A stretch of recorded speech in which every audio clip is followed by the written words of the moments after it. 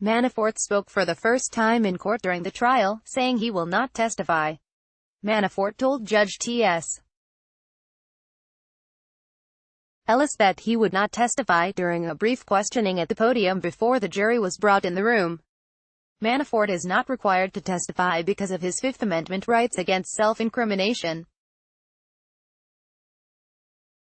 Ellis made this clear during his brief conversation with Manafort. "You have an absolute right to testify before this jury," Ellis said. "You have an absolute right to remain silent before this jury." On his way out of the courthouse, defense attorney Kevin Downing said that the defense rested its case because the government has not met its burden of proof. Closing arguments are scheduled to begin at 9:30 a.m. ET on Wednesday, and Ellis encouraged both sides to keep them under 2 hours. Manafort faces 18 charges of tax and banking crimes and has pleaded not guilty to all of the charges. The case stands as the first major test for special counsel Robert Mueller, who is currently leading the probe into allegations of Russian interference in the 2016 presidential election, including whether there was any collusion between President Donald Trump campaign associates and the Kremlin. Why didn't Manafort testify? In some ways, it wasn't a surprise that Manafort didn't testify on his own behalf.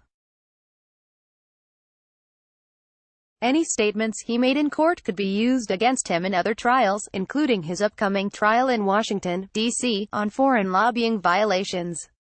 The trial, which is expected to begin in mid-September, will be tried by some of the same prosecutors handling the current case in Northern Virginia.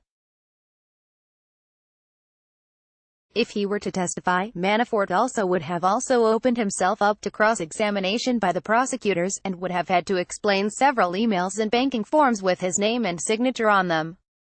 But it's more surprising that the defense team did not present any evidence or call any witnesses, even people who could testify to Manafort's character.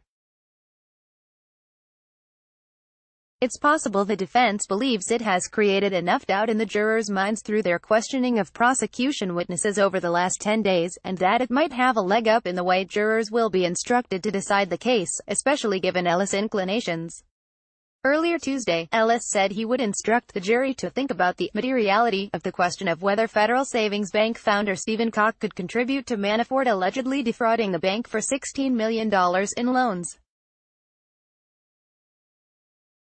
Koch, because he was a significant shareholder at the bank, could in theory loan to anyone he wished, even someone who was lying on paper, if Koch had the personal want for Manafort's boost in politics, the defense team argued. "In the end, I think the defendant makes a significant argument about materiality," Ellis said Tuesday.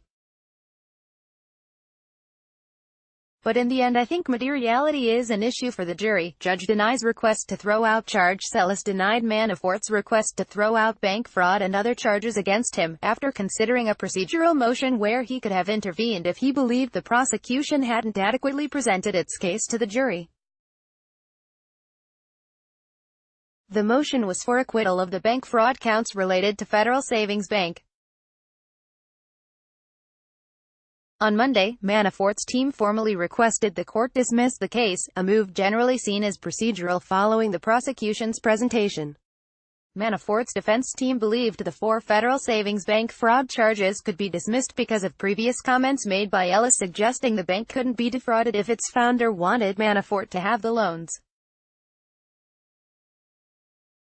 "We believe there's not been a showing of materiality as to those counts, that the evidence suggests that the bank did not rely on any representations made by Mr. Manafort in granting those loans, and at this time, it would be appropriate to dismiss those counts," defense attorney Richard Westling said in court Monday evening.